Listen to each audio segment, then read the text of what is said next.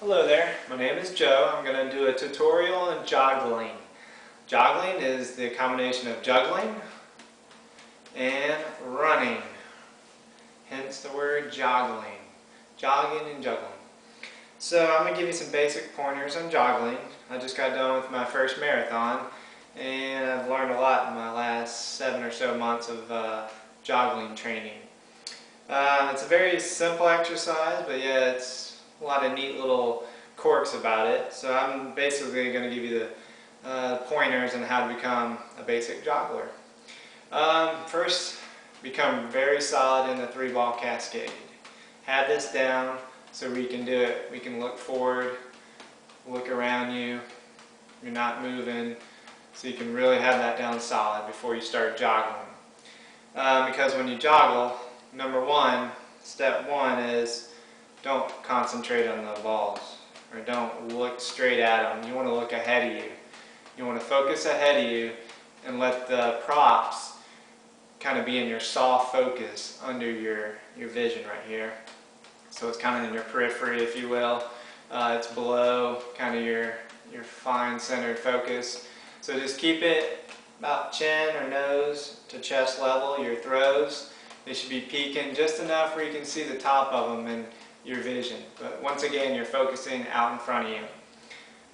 That's a key thing. At first, when you're first starting joggling, it might be awkward, so you're going to want to, or you're going to probably naturally look at them to help you out, depending on how good of a juggler you are.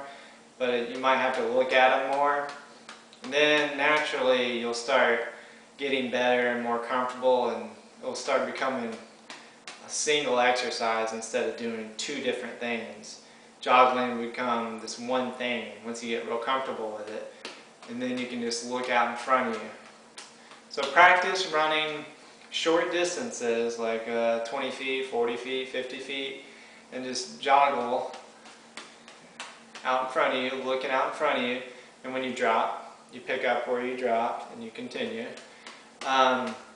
Keep practicing in short distances till you get comfortable with it. You might get a little dizzy. I got dizzy when I first started, so that's kind of normal. Tip 2 would be relaxed. It's such a mental exercise, and part of it is just getting out of your head and letting your body do naturally what you're practicing to do, which is multitask, which is running, joggling together is really multitasking, but you got to relax and kind of get your fear out of it and get real comfortable with it. If you're going to do a race, you want to get very comfortable because you don't want to be dropping left and right in front of people and kind of endangering the people around you. They can sprain an ankle on it. So you want to be comfortable and pretty solid at joggling before you start doing races. That's one pointer. Another pointer is just the basic mechanics of joggling. When you're running, your arms go up just naturally like this, and your right arm goes up with your left leg up, left arm with your right leg.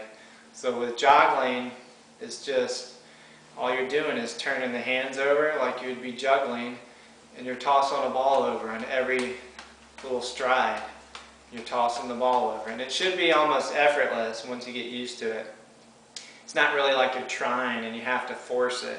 It should feel pretty natural after a while because it goes really well together. It's very fluid and it's very synchronized, I would say. It should feel like one full body. I wouldn't focus totally on the juggling so much. If anything, I focus on my running and just kind of let the juggling be secondary. It's just something that I do while I'm running. So you can focus on either one. If you feel like your pattern's getting a little short and you're throwing it too soft, you might pick it up a little bit, or you might notice your left hand's throwing them out a little bit more. So you can correct yourself once you get real comfortable with it. Third tip I would say is if you're going to do races or anything long distance with joggling, you want to get your upper body strengthened. I did push-ups, weightlifting, pull-ups, anything to get your upper body conditioned. Endurance juggling is good. So do something to get your upper body and lower body since your legs actually take a lot of the stress, a lot more stress because you're not really using your arms so much in your running. In joggling, it's a lot of legs and a lot of tension up here. Another tip is be relaxed and work on relaxing your neck muscles and your shoulder muscles, and breathe properly to release some of that tension, because at first you're going to be kind of tense and really worried about dropping, and it's not going to be too natural. So you want to work on just relaxing and breathing. And also, when you're doing it, look around a little bit. If you want to do a little shoulder roll or move your neck around a little bit to kind of loosen you up, that's always good. And I like to vary my pattern. You can do all the patterns pretty much in juggling.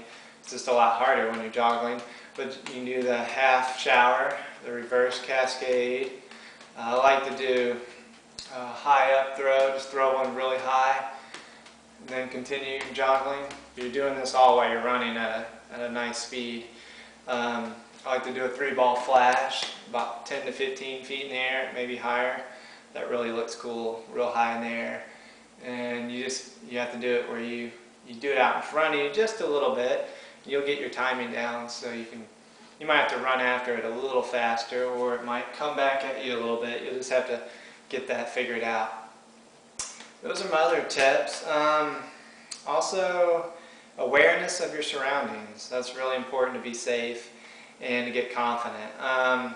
Start somewhere on an empty lot or backyard, somewhere there's not a lot of cars, because you're not going to be wanting to drop balls and get hit by cars. So get comfortable somewhere in a safe spot and work on looking around you, because you want to be aware of your environment. You want to be aware of cars, pedestrians, potholes, things for you to trip on, because if you're not looking around you or looking in front of you on the ground, you can sprain your ankle just like when you're running. So you want to be aware of your environment. And I've learned that your listening, your hearing is very important. I like to stay in tune with my environment by hearing, working on your sense of sound. I can pick up a car coming behind me or in front of me from a long way out, because I'm always kind of listening for it. So be careful with headphones. If you're listening to an iPod or something, be real careful, because you're doing a lot at once. That's really a lot of multitasking. And I found that it's fun to listen to iPod, but I think the absorption, I think you're more absorbed if you actually are able to listen to your environment, to pay attention to your steps. Because when I'm listening to headphones, I really don't have a sense of my steps and how relaxed and fluid my lower body mechanics are, how that's doing when I have iTunes or something blaring in my ears. So I'd recommend putting them down at least when you're starting, and plus it's a lot safer because you can hear your environment a lot better. Other than that, those are the basics. If you drop the ball, pick it up, continue juggling, and then start joggling. That's kind of a rule. Keep your focus ahead of you. Be relaxed. It should be very natural. It's a very synchronized movement, so just don't tense up. Don't tense up as much, and try to be relaxed. If you do a race, don't worry about if you drop it. You're going to drop it, but try not to drop in a huge crowd. That's why you want to be really confident, because you don't want to be dropping and hurting someone.